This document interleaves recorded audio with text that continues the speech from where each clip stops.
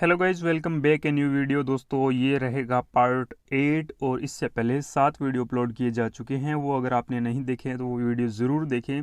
इसी के साथ बात करें दोस्तों, इस सीरीज़ में हम टॉप 1500 प्रश्नों के बारे में अध्ययन कर रहे हैं। आज का वीडियो काफ़ी इंपॉर्टेंट होने वाला है। आज के वीडियो में हम 50 प्रश्नों पर डिस्कस करेंगे जो कि एग्ज़ाम की दृष्टि से काफ़ी इंपॉर्टेंट होंगे। क्वेश्चन ऑफ द डे रहेगा दोस्तों, सामान्य तथा विशिष्ट कारक सिद्धांत प्रतिपादक किया था। तो दोस्तों, सामान्य तथा विशिष्ट कारक जो सिद्धांत है ये किसने प्रतिपादित किया था, ये हमारा क्वेश्चन ऑफ द डे रहेगा।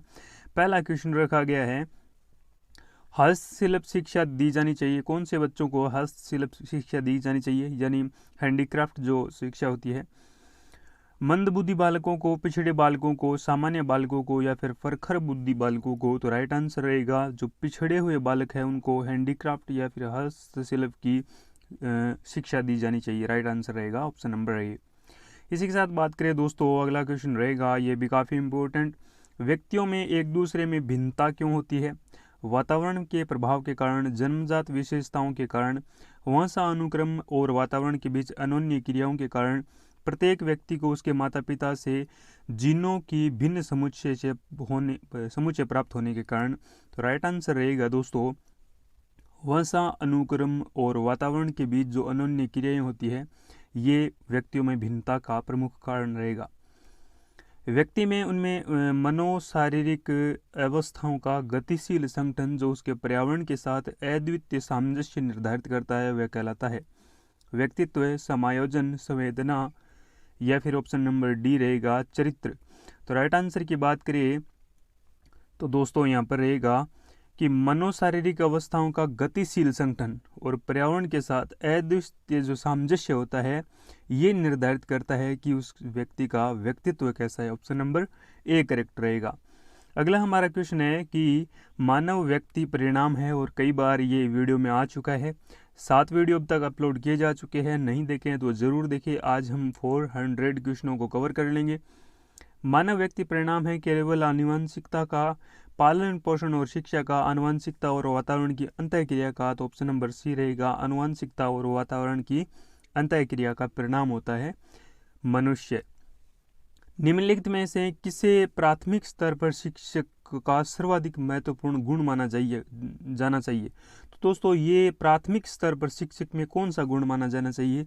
पढ़ाने की इच्छा होनी चाहिए, धैर्य और दृढ़ता होनी चाहिए, दंडित करने की हानि रहित विद्याओं का ज्ञान होना चाहिए, या फिर बात करें अत्यंत मानवीकृत भाषा को पढ़ने की क्षमता होनी चाहिए। तो दोस्तों, शिक्षक के पास सर्वप्रथम या फिर प्राथमिक स्तर पर जो गुण होना चाहिए वो होना चाहिए धैर्य एवं दृढ़ता।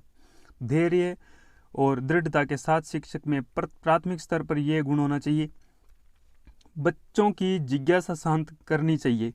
जब शिक्षक फुर्सत में हो, जब विद्यार्थी फुर्सत में हो, कुछ समय के पश्चात, या फिर तत्काल जब विद्यार्थी द्वारा जिज्ञासा की गई हो। तो the right answer option number D रहेगा। जब कोई भी स्टूडेंट या फिर विद्यार्थी क्वेश्चन पूछता है तो उसकी जो जिज्ञासा होती है, जानने की जो उसकी आशा या फिर जानने की मनोकामना होती है, उसको तत्काल तुरंत उसे जवाब मिले तो वो बच्चों के लिए सर्वोत्तम माना जाता है। तो बच्चों को जिज्ञासा शांत करनी चाहिए तत्काल जब विद्यार्थी द्वारा जिज्ञासा की गई हो।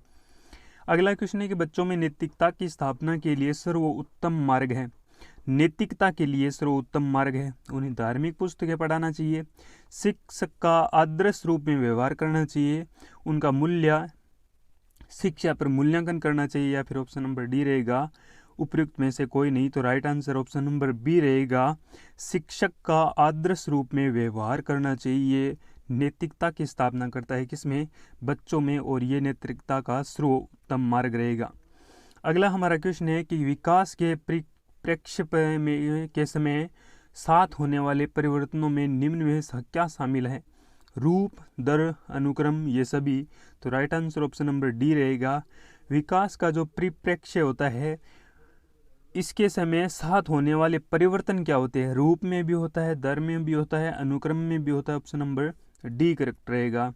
शिक्षक को ज्ञान होना चाहिए अध्यापन का, बाल मनोविज्ञान का, शिक्षा संहिता का, या फिर दोस्तों ऑप्शन नंबर डी रहेगा अध्यापन विषय एवं बाल मनोविज्ञान का। तो राइट आंसर रहेगा अध्यापन विषय एवं बाल मनोविज्ञान जो होता है इसका किसको ज्ञान होना चाहिए, शिक्षक को ज्ञान होना चाहिए।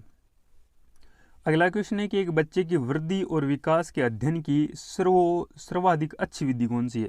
तो दोस्तों, बच्चों की वृद्धि एवं विकास के अध्ययन की सर्वोत्तम या फिर सर्वाधिक अच्छी विधि जो है मनोविश्लेषण विधि, तुलनात्मक विधि, विकासीय विधि या फिर सांख्यिकी विधि। राइट आंसर रहेगा दोस्तों, ये रहेगा कि बच्चों की वृद्धि और विकास के अध्ययन के लिए विकासीय जो विधि है ये सर्वोत्तम रहेगी। ऑप्शन नंबर सी करेक्ट रहेगा। गर्भावस्था का समय है। इस प्रकार के क्वेश्चन कई बार मनोविज्ञान के अंतर्गत पूछे जाते हैं। गर्भधारण से जन्म तक, जन्म से प्रथम वर्ष तक गर्भधारण का समय, या फिर ऑप्शन नंबर डी रहेगा इनमें से कोई नहीं। तो राइट आंसर गर्भावस्था का जो समय रहेगा, गर्भधारण से जन्म तक का जो समय होता है उसे गर्भावस्था का समय कहलाता है। इसी के साथ बात करें, अगला हमारा क्वेश्चन रहेगा कि सीखने की परिघटना में निम्नलिखित में से कौन आवश्यक घटक नहीं है। तो सीखने की जो परिघटना होती है उनमें कौन शामिल नहीं है? अधिगमकर्ता, आंतरिक अवस्था, प्रेरक या फिर शिक्षक। राइट आंसर की बात करें तो सीखने की परिघटना में निम्नलिखित में से कौन सा आवश्यक घटक नहीं है, तो वो शिक्षक नहीं है। सीखने की घटना में शिक्षक शामिल नहीं होता। प्रेरक होता है, आंतरिक अवस्था होती है, अधिगमकर्ता भी रहेगा। इसी के साथ बात करें, अगला हमारा क्वेश्चन रहेगा कि शिक्षार्थियों में व्यक्तित्व भिन्नताओं को संबोधित करने के लिए एक विद्यालय में किस प्रकार का सहयोग उपलब्ध करवा सकता है। तो विद्यालय क्या उपलब्ध करवा सकता है शिक्षार्थियों में व्यक्तित्व की भिन्नता को संबोधित करने के लिए? सभी शिक्षार्थियों के लिए समान स्तर की पाठ्य चर्चा का अनुगमन करना, बाल केंद्रित पाठ्यक्रम पाठ्य चर्चा पर पालन करना और शिक्षार्थियों को सीखने के अनेक अवसर उपलब्ध करवाना, शिक्षार्थियों में व्यक्तित्व भिन्नताओं को समाप्त करने के लिए हर संभव उपाय करना, या फिर धीमी गति से सीखने वाले शिक्षार्थियों को विशेष विद्यालयों में भेजना। तो राइट आंसर ऑप्शन नंबर यहाँ पर बी रहेगा कि बाल केंद्रित जो पाठ्य चर्चा का पालन करना चाहिए और शिक्षार्थियों को सीखने के अनेक अवसर उपलब्ध करवाना चाहिए। Right answer option number B रहेगा। निम्नलिखित में से कौन सा सीखने के लिए अधिकतम रूप से अभिप्रेरित करता है? असफलता से बचने के लिए अभिप्रेरणा, बहुत सरल या कठिन लक्ष्यों का चयन करने की प्रवृत्ति, लक्ष्यों को प्राप्त करने में व्यक्तित्व संतुष्टि, या फिर बाह्य कारक। राइट आंसर की बात करें तो यहाँ पर राइट आंसर रहेगा ऑप्शन नंबर सी कि सीखने के लिए अधिकतम रूप से अभिप्रेरित करता है। तो लक्ष्यों को प्राप्त करने के लिए व्यक्तिगत जो संतुष्टि है, ये ऑप्शन नंबर सी करेक्ट रहेगा, लक्ष्यों को प्राप्त करने के लिए। शिक्षार्थी व्यक्तित्व भिन्नता प्रदर्शित करते हैं, अतः शिक्षक को सीखने के विविध अनुभवों को उपलब्ध कराना चाहिए, कठोर अनुशासन सुनिश्चित करना चाहिए, परीक्षाओं की संख्या बढ़ा देनी चाहिए, अधिगम की एक समान गति पर बल देना चाहिए। तो व्यक्तित्व भिन्नता प्रदर्शित करते हैं, अतः शिक्षक को क्या करना चाहिए? शिक्षक को सीखने के विविध अनुभवों को उपलब्ध करवाना चाहिए। ऑप्शन नंबर ए करेक्ट रहेगा।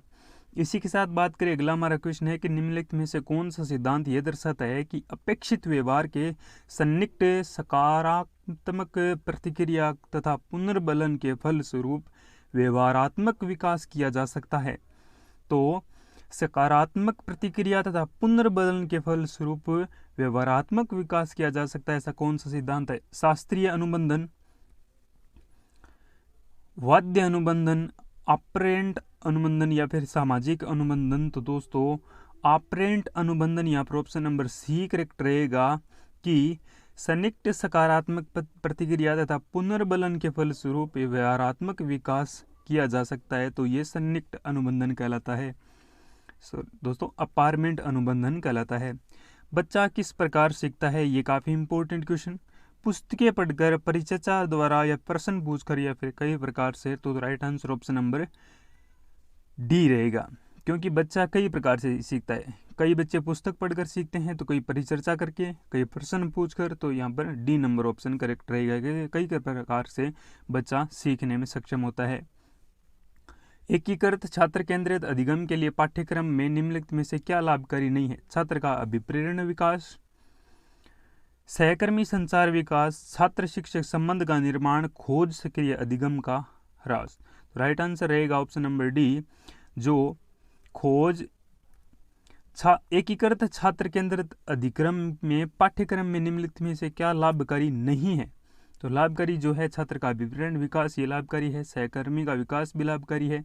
छात्र शिक्षक का संबंध का निर्माण भी सहकारी है। लेकिन खोज सक्रिय अधिगम का ह्रास यानी कमी जो है ये पाठ्यक्रम में उपयुक्त नहीं माना जाएगा। हालांकि यह स्पष्ट रूप से उनकी सुरक्षा आवश्यकताओं का उल्लंघन था, लेकिन अपने देश की रक्षा करते हुए कैप्टन विक्रम बत्रा कारगिल युद्ध में शहीद हुए।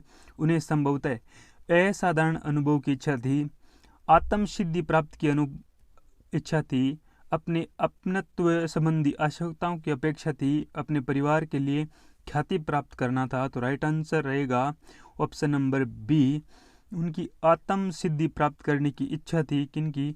विक्रम बत्रा की, जो कि कारगिल युद्ध में शहीद हुए थे। उन्हें संभवतः क्या थी? आत्म सिद्धि प्राप्त करने की इच्छा।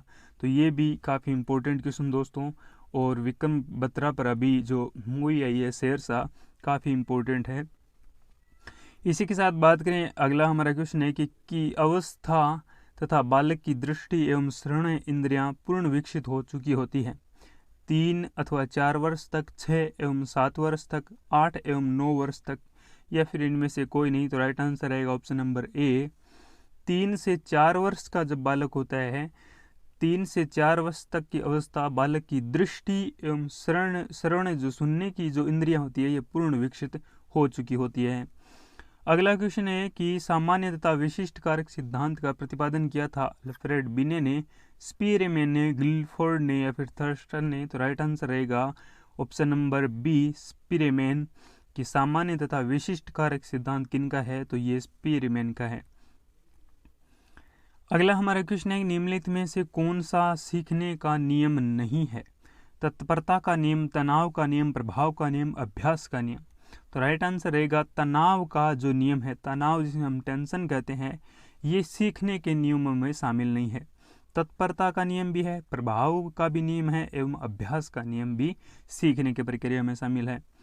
निम्न में से कौन सीखने के गेस्टल्ट सिद्धांत से संबंधित है? पावलोव, स्किनर, थॉर्नडाइक, या फिर कोहलर।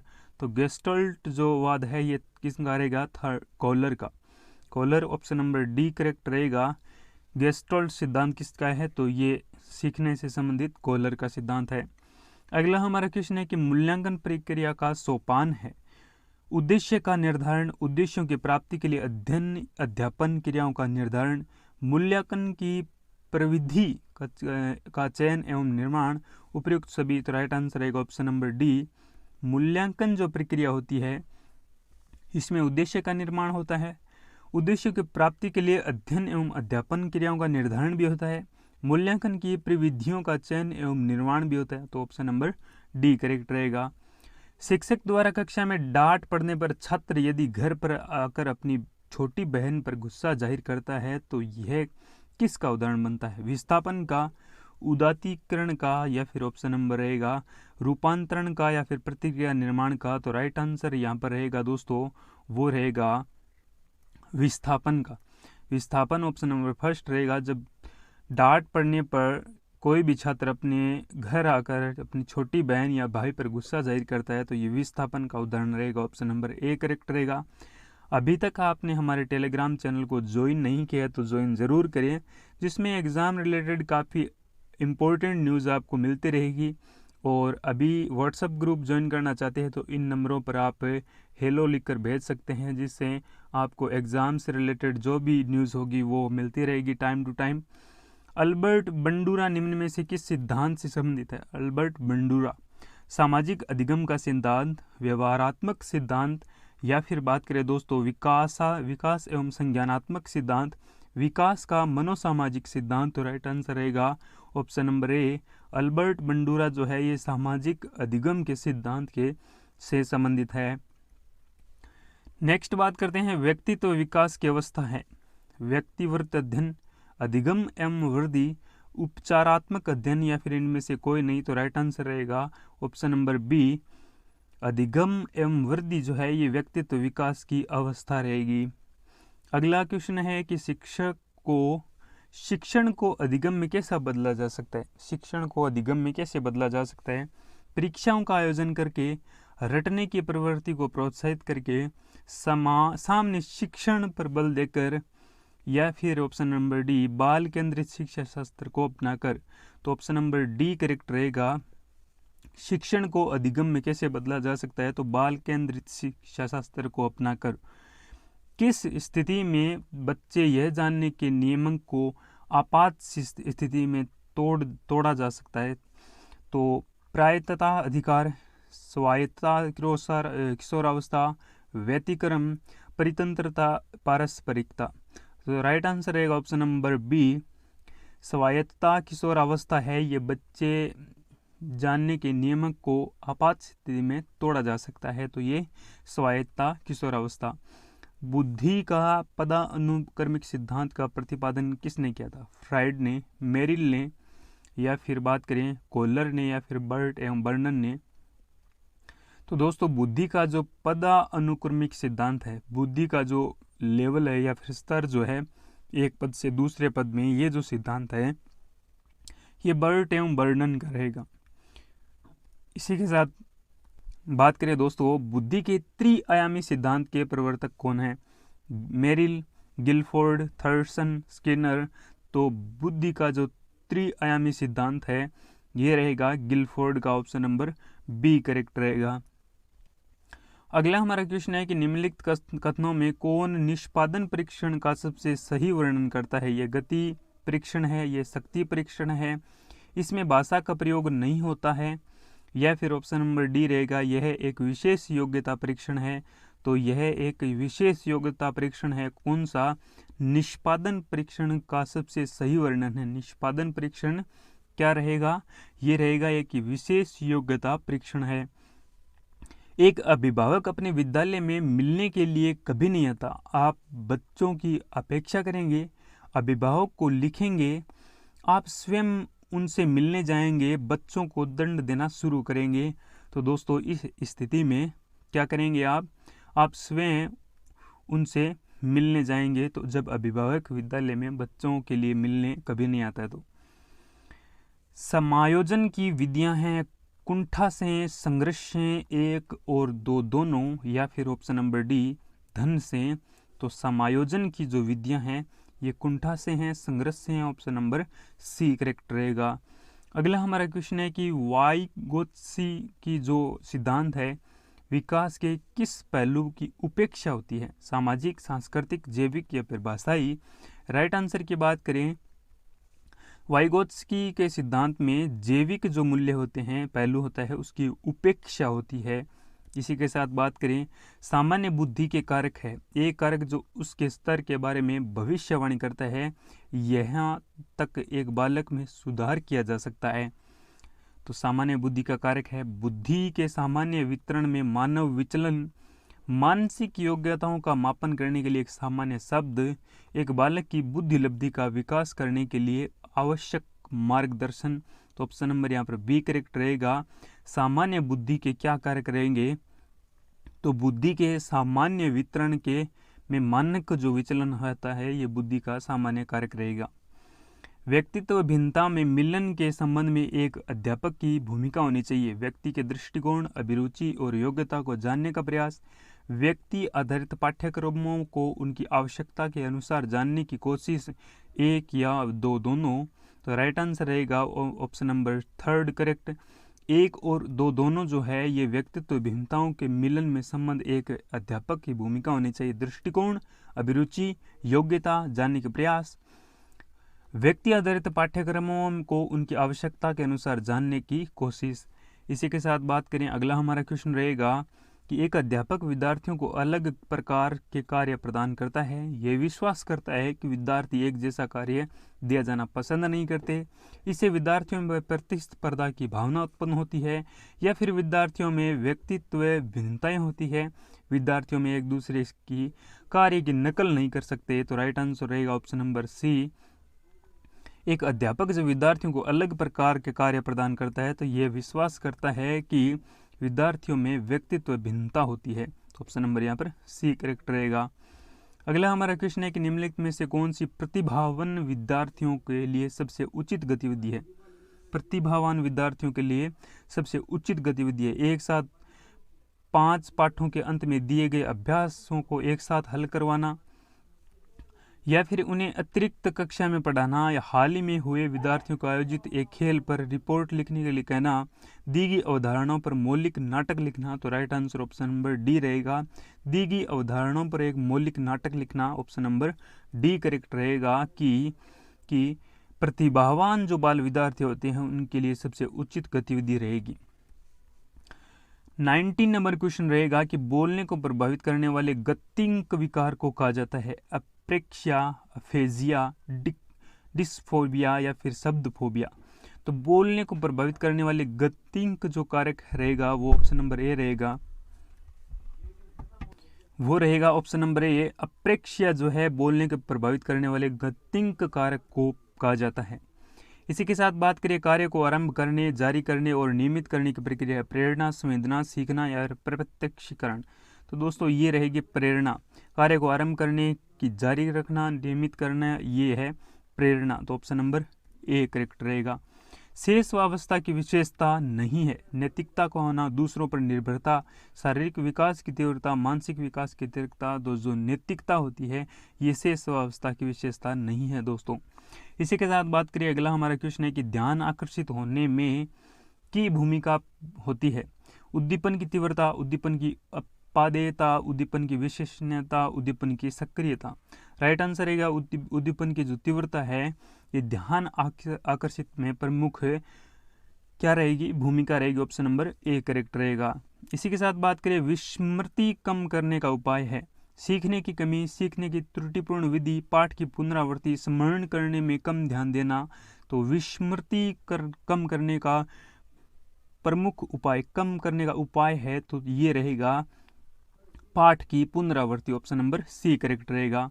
अगला हमारा क्वेश्चन है कि वे शिक्षक जो विद्यालयों में आधारित आंकलन के अंतर्गत कार्य करते हैं उन्हें प्रत्येक शिक्षार्थी को प्रत्येक विषय में प्रयोजन कार्य देना, शिक्षार्थियों के मूल्यों एवं अभिवृत्तियों का आंकलन करने के लिए रोजाना उनके सूक्ष्म अवलोकन करते हैं, किशोर व्यवस्था के लिए स्वामित्व की भावना रखते हैं, उन पर अधिक कार्य का बोझ रहता है क्योंकि उन्हें सोमवार की परीक्षा सहित अवसर परीक्षा देनी पड़ती है।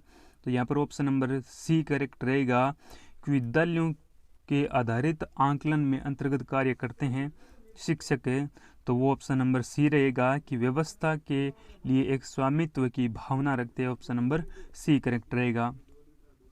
गार्डनर के बुद्धि सिद्धांत के अनुसार वह कारक जो एक व्यक्ति को आत्मबोध में सबसे अधिक योगदान देता है वह हो सकता है संगीत में, आध्यात्मिक या फिर भाषाई या फिर अंतः व्यक्तित्व। तो अंतः व्यक्तित्व यहाँ पर राइट आंसर रहेगा कि गार्डनर का बुद्धि सिद्धांत के अनुसार वह कारक जो एक व्यक्ति के आत्मबोध में सबसे अधिक योग्यता देता है वह हो सकता है, तो वो रहेगा कि अंतः व्यक्तित्व। कोलबर्ग के सिद्धांत में मुख्य आलोचना क्या है? कोलबर्ग ने बिना अनुभव के आधार पर एक सिद्धांत का प्रतिपादन किया।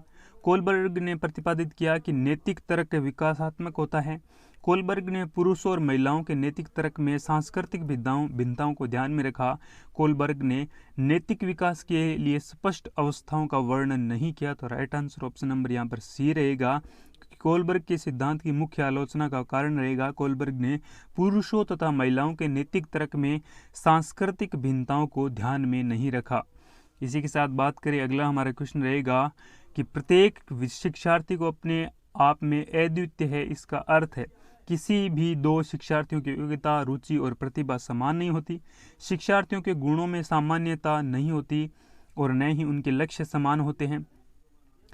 सभी शिक्षार्थियों के लिए एक सामान्य पाठ्यक्रम संभव नहीं है, शिक्षार्थी की क्षमता को विकसित करना असंभव है। तो right answer option number A रहेगा।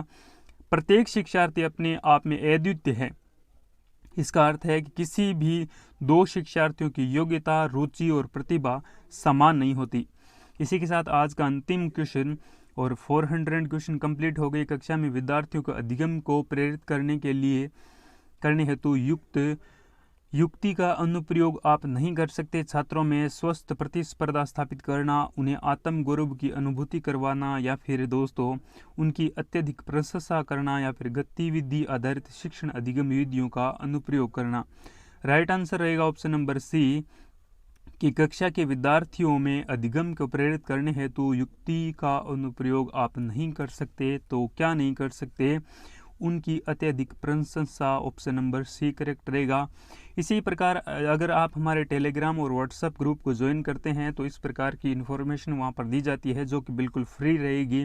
फ्री का अर्थ ये है कि आप अपने मोबाइल के ज़रिए ये काम कर सकते हैं। How to link PAN card with Aadhaar card, और ये काफ़ी इंपॉर्टेंट होता है दोस्तों आज कल के जो दिनचर्या है, क्योंकि इसमें हम आधार कार्ड से भी परिचित है और पैन कार्ड से भी परिचित है, और दोनों ही इम्पोर्टेंट है हमारे निजी जीवन में।